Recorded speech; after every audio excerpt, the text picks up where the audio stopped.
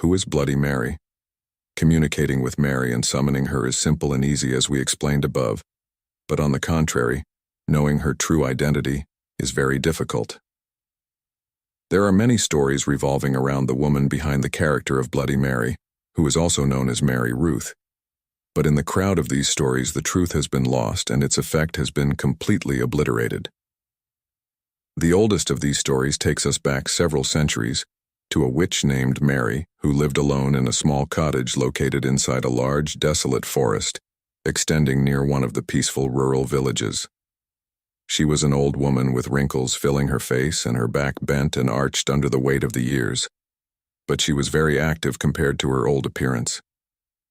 She walked quickly and lightly under the shadows of the dense forest while wearing a long black dress. The eye would not have easily recognized her if it were not for her big eyes that were shining with malice and meanness. No one knew what the old witch was doing alone in her isolated hut. People thought she was busy preparing some magic potion, as strange smells were constantly emanating from her hut, and her chimney never stopped puffing out smoke. Although the villagers were afraid of her, they would go to her hut from time to time to exchange their grains and animals for the herbs and medicines that the witch was making. Except for those few times, the villagers generally avoided passing by her hut. They feared that she might cast an evil curse on them that would destroy their crops, kill their animals, and make their children sick. They preferred that the witch stay away from their beautiful, peaceful village. But the peace and tranquility of the village was disturbed one day when a little girl disappeared from her parents' hut. They woke up in the morning and did not find her in her bed, and all efforts to find her failed. If only it had ended there, because over the next few weeks other girls disappeared in the same mysterious manner. The people were so anxious to find their daughters that some of them dared to go to the forest and knock on the door of the old witch's hut to ask her about the fate of the missing girls. But the witch said that she had not seen any of the girls and denied having anything to do with their disappearance. Although the locals were suspicious of the witch, they could not accuse her without evidence. However, their suspicions increased after they noticed the amazing change in the witch's appearance and figure. She had become more fresh and youthful than before, as if the years had taken her back.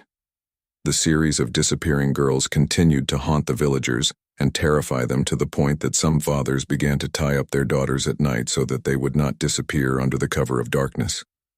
The situation continued in this manner until that terrifying night came when the mystery was revealed and the truth was revealed. It happened on a moonlit night. All the residents were fast asleep that night except for the wife of one of the villagers who was prevented from sleeping by a toothache, so she sat trying to relieve her pain with some medicinal herbs. While she was in that state, she saw her little daughter suddenly get up from her bed, then go to the door of the hut, open it, and walk away towards the dark forest. The terrified mother screamed at her daughter and called her several times, but the girl did not pay attention to her and continued walking towards the forest. The mother's screams woke up the father and the neighbors, who all rushed to stop the girl from going into the forest. The strange thing is that despite the girl's young age and thin body, the men faced great difficulty in controlling and subduing her, as she seemed to be walking without awareness or perception, as if she was hypnotized or drugged.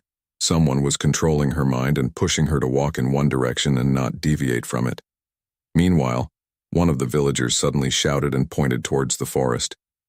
Everyone turned in the direction the man was pointing to see the old witch standing near the trunk of a huge walnut tree at the edge of the forest. Her body was surrounded by a strange green aura, and she was swaying back and forth while chanting her magic spells. She held a long stick in her hand and pointed its end towards the hut of the little girl whom the villagers were trying to catch. The villagers shouted at the witch and chased her, but she ran away when she felt them approaching her. As soon as the witch fled, the little girl regained consciousness as if she had just woken up. The villagers were certain that what happened to the girl was the witch's doing, and they were certain that she was the one who kidnapped their daughters.